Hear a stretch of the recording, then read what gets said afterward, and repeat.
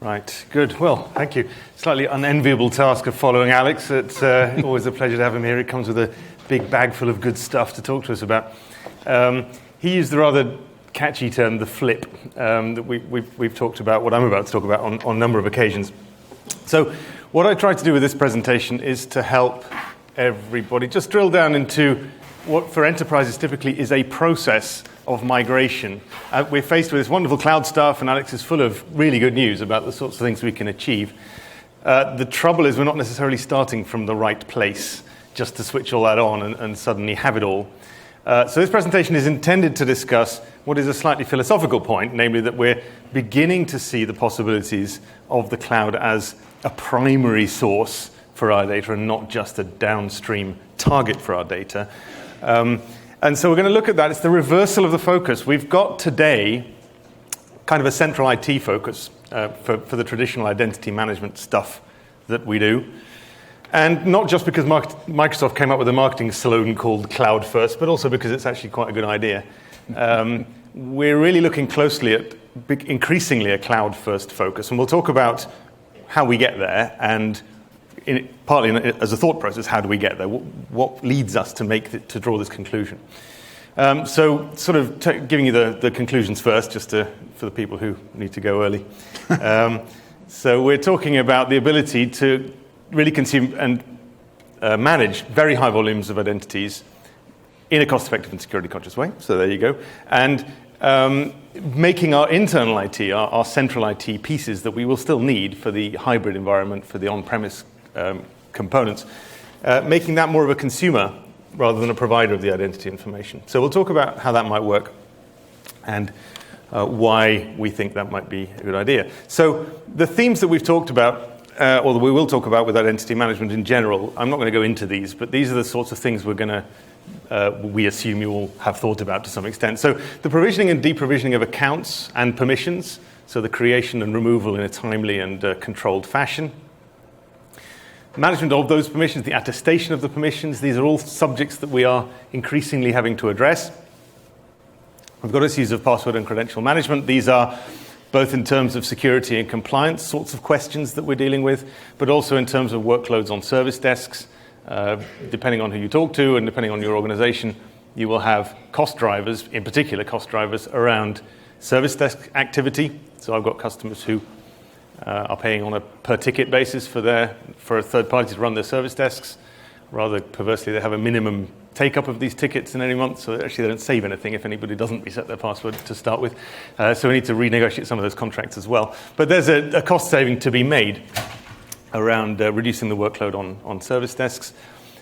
Improvements around things like multi-factor authentication, improvements in security, and also user-friendliness around multi-factor authentication, which we can talk about. Audit reporting, and generally the cost and pain reduction involved in automating some of the service desk activities that our highly talented service desk guys have to go through, really releasing them from some of the more drudgery type tasks of clicking people in and out of groups and releasing them to do something a little bit more intelligent with their time. So these are the sorts of things we're talking about. Again, that's the total of my little speech on identity management as a subject. But let's go into a little bit of a process, thinking about what we do today as central IT with our on-premises identity management, doing all the good things we've done and have been doing for years. And I will be presenting this as something of a journey that some of you have already started for sure, I know this for certain, and some of you have yet to begin or are just beginning. And it's a process of thinking about what do we do today and what might we do in the future. So the sorts of classic scenarios that we deal with central IT, internal and external employees, these are our classic things.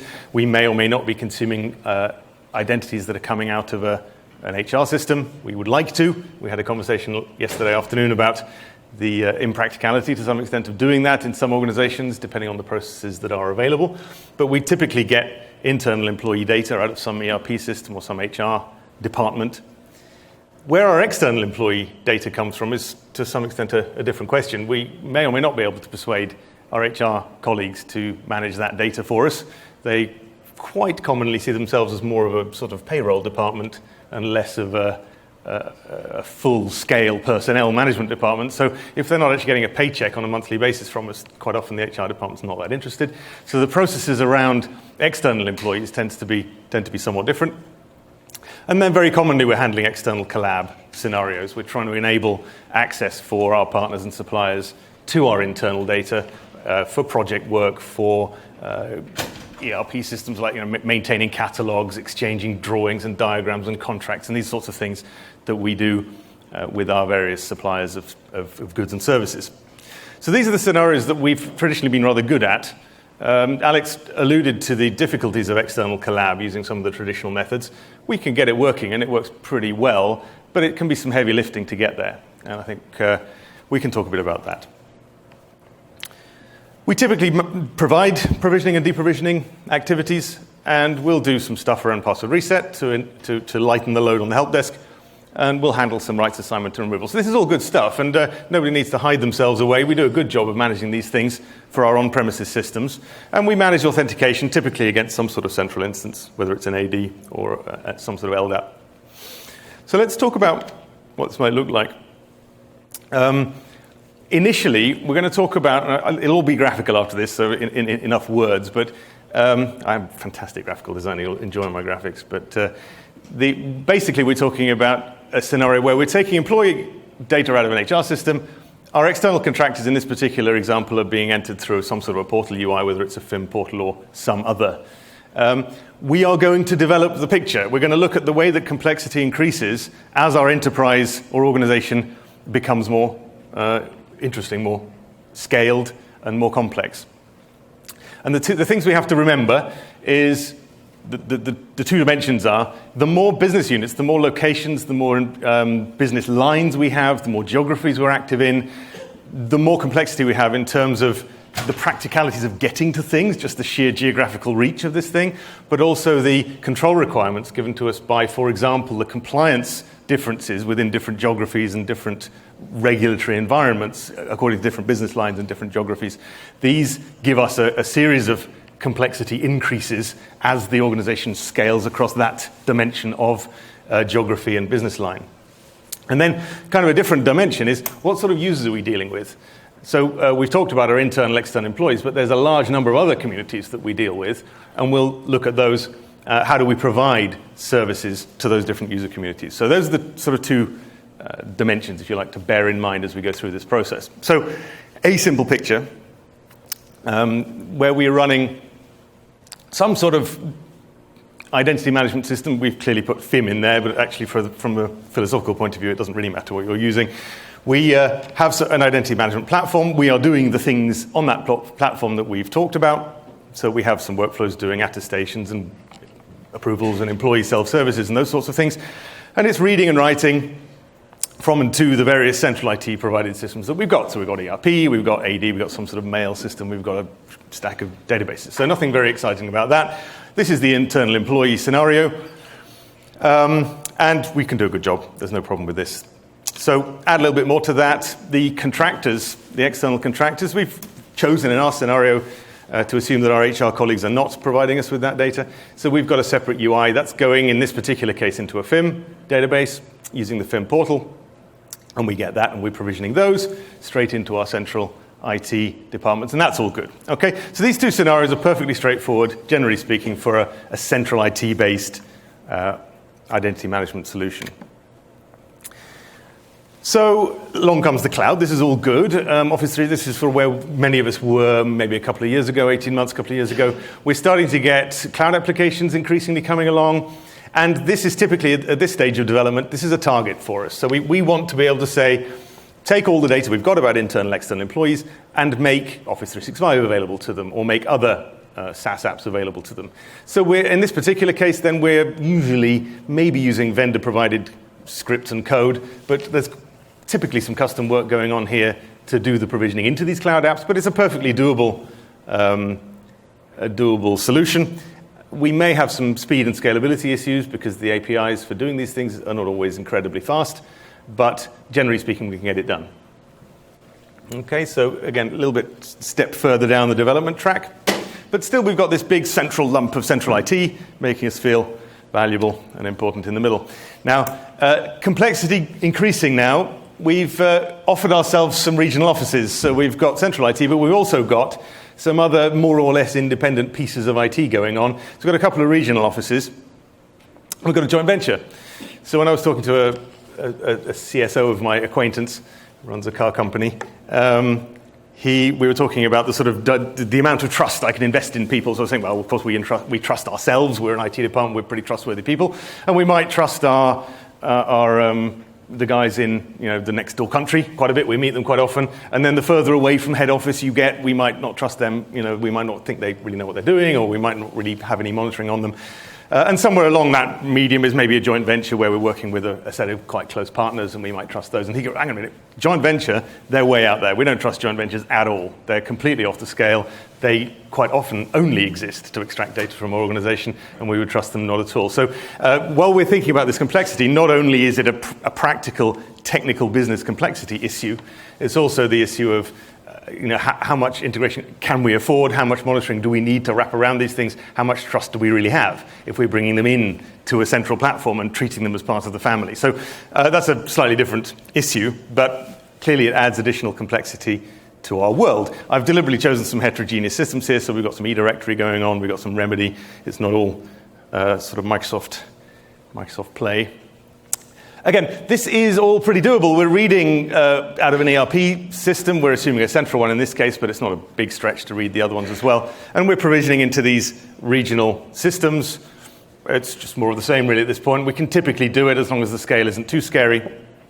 And the complexity is there, but we're still in pretty good shape with our central platform.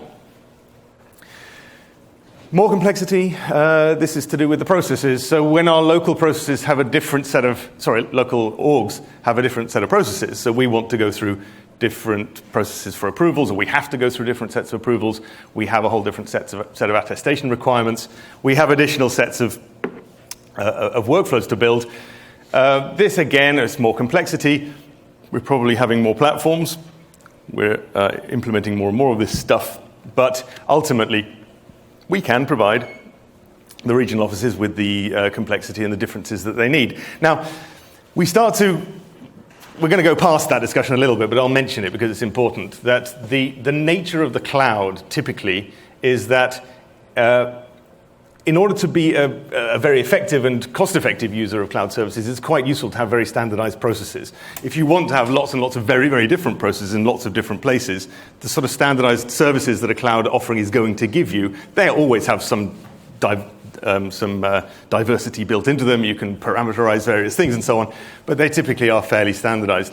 So just generally trying to avoid this sort of complexity, these sorts of divergent processes and completely different philosophies of approval and attestation is generally a good idea. However, we are faced with the real world, and we have some local self-services and some local complexity. But again, we're still managing this. We can do this with our on-premise solution. Now, up until that point, the cloud was really just a recipient of our wisdom, a recipient of our approved and certified and managed data, and that was all fine. But now we're finding that when the cloud comes along, these two important things that the cloud offers us come along: the business of mobility, the business of our employees wanting to access our services from outside the perimeter with devices that we didn't necessarily give them, with devices that we don't necessarily know a lot about, and also the expectations of different user communities who are used to the Facebook and Twitter and so on world. They want to be able to get at whatever we're offering them. Maybe they used to work for us and they want to see their pension and healthcare rights from a distance. They're not even employees anymore, but we still have some form of relationship with them. They may be alumni out of a school. They may be any number of different sort of user relationships with us. So the expectation really is that with the internet, we surely can do something for these people. And so we start to see new sorts of, not very new these days, but they're new sorts of challenges. And just to give, put some words to those user communities we might talk about, we clearly have a desire to communicate with our suppliers, who can come in and update their ERP catalogs and bid on things and so on. These are all fairly well-developed ideas in many industries already. But we need somehow to manage this general partnering with Collab, talked about ex-employees. And then the real big one about scale, the sheer millions of users that we might end up with, in the broad category of customers. They may be students and ex-students. They may be doctors and patients and pharmacists if we're a healthcare provider. Some sort of financial organization is going to have a whole series of field brokers, agents, sales agents, and so on, or other things, volunteers and candidates and things that we might have organizing going around in other sorts of organizations. So these are very high-scale organizations when we're talking about not just the 10, 20, 30, maybe 100, 200,000 internal employees, which is fine and which we can manage with our on-premise central IT type of a solution. But as soon as we start having a 10 factor on that, or even a 100 factor on that, we've got 10 million, 100 million records going through the system, becomes a challenge for the sorts of solutions that we're building on the central IT. And so we'll see that here. So the cloud becomes, in some cases, an identity source. So this is a bit of complexity that we didn't have a couple of years ago. So Workday, for example, here, maybe providing us with data. Again, it's a challenge that we can deal with our central IT platform. But then, talking about the scale, so a big fat arrow coming out of the customers department there. And I've flagged these as cloud-only identities. The key thing about this is that with these very high-scale identities, it's quite common that they're not really consuming a lot of data that resides inside our private network. We're not really, they may be getting a digest of that, but they're not really coming in and logging into our SAP system and doing something. They're consuming some sort of report that is addressed to them or some sort of self-service activity that is really just a sort of internet-type activity.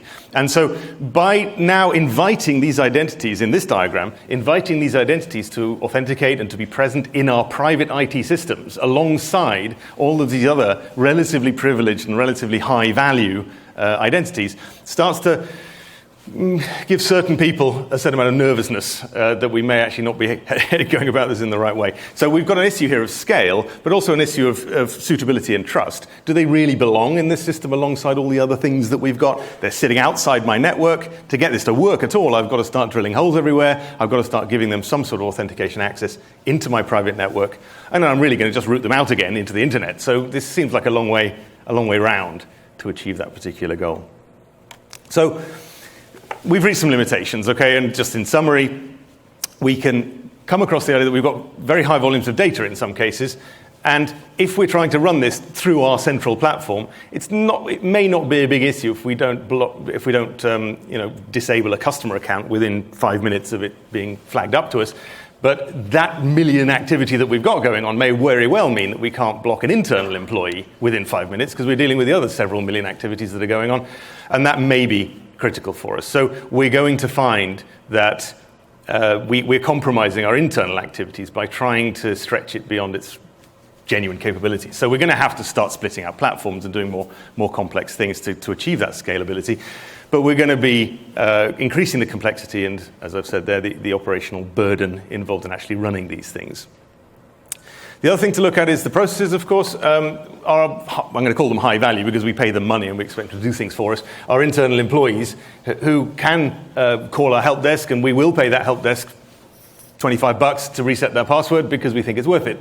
But if a customer who maybe bought a pair of socks from us last year and never again wants to come and reset their password every couple of months for $25, then that's not going to look like good business. So we can't provide the same level of process maturity and personal service for certain user communities compared with the high-value internal user communities. So we get some challenges around actually managing these things. They're actually whole different sets of things. And Alex was talking about some of the experiences that are planned around Azure AD, not just Azure AD as a directory, but also as a moderator of process, so that people can actually come in and do a consumer type log on, a consumer type self-registration, consumer type password reset, and so on. So where our help desk is completely untroubled by this. So we can start to leverage these internet style, these public services, and the processes that they imply. We can leverage that and unload our expensive on-premise services that we don't want to get rid of, but we just don't want to overload them. We talked a bit about private network authentication. And Alex also alluded to this business of publishing internal identities to cloud SaaS apps. We can do it, but there typically is quite a bit of heavy lifting involved. If someone comes and says, I've got these in my enterprise 60 different cloud apps that various people are using. How quickly can I get automated provisioning and deprovisioning hooked up to those 60? Well, the answer is, well, we can do it. It depends how big your wallet is at that time, how many people we can put on site. But there's a good deal of lifting to be done. It's not necessarily hard or particularly heavy. There's just a lot to do. And as Alex has already said, a lot of that heavy lifting has already been done in Azure AD, and we just end up being able to provision these cloud SaaS apps really on a few checkbox basis. A little 2 or 3 page wizard is usually all we need to fill in to get that switched on. So, predictably enough, we're seeing that the cloud does offer us rich identity features. It's not just a big, highly available directory. It's offering us management features, particularly some of the high value ones. Self-service password reset, sort of for these consumer things to avoid loading the help desk. We can enable multi-factor authentication, and it really is pretty much just a checkbox, so that if we've got expensive leased tokens or other sorts of second factor that we have to expensively distribute and expensively rent, then we can justify replacing those to some extent with the softer multi-factor authentications that we provide here. Alex was quite strong, or very, very strong, on the fact that this whole system that he's been building is built in the cloud on standards. It's very exposed to the world of evil, the black world of attacks and hacks and all these things, and has been exposed for its entire life. So the experience that we sometimes get, we're in a customer and we're going to be the first people that expose these on-premise systems to the world. Do we really know that some of those, are they properly hardened? Have we done all the right things to make sure we're not suddenly going to get a rash of attacks and things? That can be a fairly scary moment. The cloud stuff that we've got here grew up in the cloud, exists in the cloud, and is genuinely hardened in the cloud. And again, it's not that we can't do it with our on-prem apps. It's just that they're not typically conceived in that way. They're not typically hardened in the same way that the public applications are. And so we can save ourselves just a lot of pain by going out and using these hardened solutions that already exist. The devices, the heterogeneous devices, Alex, again, strong on iOS and Android devices. Central IT typically has a set of favorite devices that they've been supporting for years, and there's a certain amount, whether it's iOS or Windows or whatever, but as soon as you present that set of staff with the boss wants to use this funky device he's just got, and nobody knows how to get a certificate onto it, or nobody knows how to get it working or whatever, the moaning and groaning that comes out of the IT department is fairly entertaining, usually. And so we will find that the heterogeneous device support is pretty good and is there, and therefore why don't we just use it? Again, you're seeing the theme. So wrapping this up reasonably quickly, as soon as we start to consider this, we can then start to say, well, why don't we use the cloud? We'll use the cloud for the things it's good for. This is this picture. It's kind of an intermediate step, but we're using the cloud for what it's good for, with the high-scale customers and suppliers primarily using the cloud. Okay, so they're being created in Azure AD, they're getting the onboarding services, they're getting the self-service reset, they're getting access to the various apps that we put out there in the cloud. So we've solved one problem. They're not coming into our private network. They're not getting authenticated through our firewall and back out again. So we solved that problem. We're also alleviated the problem of scale. We've got some data being read in from the cloud into our on-premises systems. But we're not typically going to read 20 million customer records into our private network because we wouldn't need them. So we've alleviated, we've taken a bit of load off our internal systems. But now we've really got two platforms. We're running all of our workflows and approvals and everything on an on-premises system, and we've got similar sorts of things, workflows and approvals and resets and all those things happening in a cloud system. So while this is in itself a valid solution and a sensible step on the way, if we took it a step further, there's every reason to think that we might, in due course, be able to say, look, let's use Azure as the primary source. We have our various things, including all of our on-premises apps. They are publishing to this master tenant. They're publishing their information up into AD. We will have standards. Anybody can come along, whether it's a joint venture or a regional office or whatever, and they can publish their identities that are of interest, and our various customers, suppliers, and so on, all publish their data into this highly scalable, highly available, highly accessible thing. And then the individual regional offices, with all their complexities and all the things they want to do, can then simply subscribe to that data and pull it down onto the into their on-premises systems to do whatever they need to do. Now, we may find that during this process, some of the complexity that I was talking about around workflows, approvals, and so on, starts to get squeezed out of the systems. We start to see the standards that are available in terms of process. We start to say, well, yeah, let's just go with that. Let's just use more of that. That's working. Let's just go with that. So we do find that this process does concentrate people's minds around the processes that they're trying to support. And so we typically will get a simplification of the situation. But even if we don't, we've left the complexity where it belongs, namely down in the regional business. If they want complexity, they can have it and they can pay for it. But we've provided them as central IT with a central place they can go to and get the data that they need to process. We're not burdened as central IT now with providing them with all of those services. We're helping, but we're not necessarily doing it for them. And because we live in a heterogeneous world, that's really the complete picture, with other clouds that we can also talk to, both in terms of subscribing to and publishing into. And that really is the picture. And so the summary, the flip that Alex was talking about, is the inversion of the picture and the inversion ultimately of the processes and the thinking that we've done, that we started off with a big central IT cloud with some other systems hanging off it, with some ADs and some cloudy things hanging off it. And now we've got the cloud as our front and center with our on-premises systems hanging off it. Now, this isn't immediately going to be available for everyone.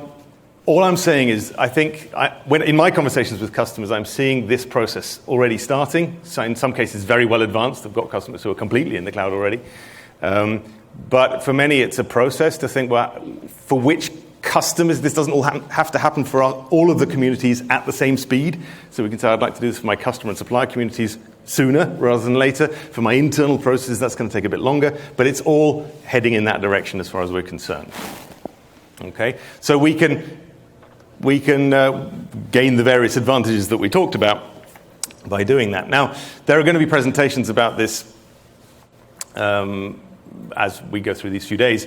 But in terms of authentication, we've got to get people logged on, and it's already been alluded to, so I won't go into detail. But users will authenticate against the Azure cloud first, primarily, in many cases. So they may have a username password in the cloud. They may have some form of federation, either outside in or inside out type federation, so that they end up with a cloud identity at the end of their authentication experience. The main thing is that even in one master tenant, you can have multiple authentication approaches in that master tenant. So you're not saying, I am going to have everybody logging in the same way to this one big thing in the cloud. Per domain name, you can set up an authentication approach, whether it's federated or password or multi-factor or whatever it might be. And you can, therefore, retain your flexibility, even though we've built up this big pot in the cloud. And we talked about the temporary changes that are possible. So Alex talked about the ADFS issue. You can switch off the federation fairly quickly and go back to passwords if your ADFS has some sort of an issue. So authentication is clearly an issue, but it's reasonably flexible. So we bear it in mind, of course, and work with it. So the advantages, in summary, because I'm just running out of time, we've got these cloud services. They're simple to manage, high volumes, very cost-effective, and we've got built-in workflows for these common scenarios. If we can use the common scenarios, we should. They'll be cheap. They're there. They're done. If we can't, then we can still run our central IT services where it's worth it, where we need the investment in central services to do this. We can still do that. That's absolutely fine. It's the hybrid world that Alex continually referred to.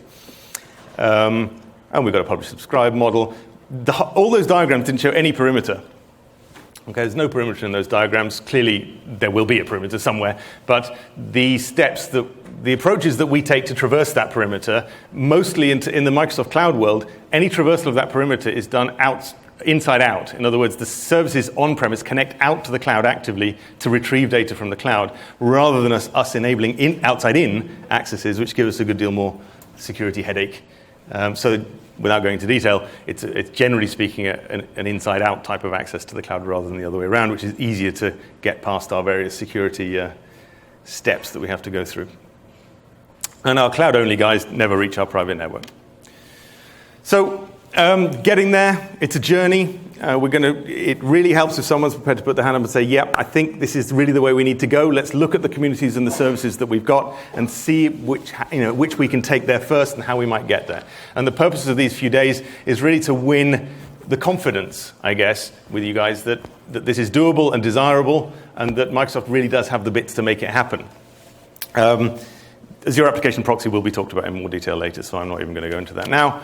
But the main thing is I've been giving this presentation for a few months now, a couple of months now, and when I first started giving the presentation, I had to be honest and say we can't do it yet. We can't even build this because we don't have a number of things that we need. But really, they are all there now. So we've been seeing we've got schema extensions in the cloud. We've got attribute right back out of the cloud now as of yesterday. We can actually synchronize back out of the cloud into on-premise AD using the standard AD sync tools that we're being provided with. So those things were simply missing a few months ago, and so it was a roadblock to this whole adoption. So the main thing is that the cloud development is basically moving faster than our ability to change our processes and systems to get there. So we can start thinking about this now, and by the time we even get to the point where we can implement this, we're going to have what we need, broadly speaking. Obviously, one needs to be a bit careful about that. Okay, so this is the flip. We need to get there. It's a process, and we need to be careful about it, breaking things, clearly. But I think with a bit of luck in the next few days, you will win the confidence that you need to say, yeah, I can see that would work for us in certain circumstances, and that we can build a hybrid environment with the cloud in the lead. And that is the burden of my song. So, keeping an open mind to consider the advantages. We're going to have a series of sessions. Come and talk to me about it, or any of our guys, if you have detailed questions about all the bits that I've talked about in a hurry. And with that, another thank to our sponsors, and I will take any questions. Thank you so much. Either now or later. We are already eating into the break, so I guess if you've got questions, you can just grab somebody. So we'll make the break 15 minutes, so we'll come back 5 minutes later than planned at 25 to 11, if that's okay. Thank you. Thank you, James.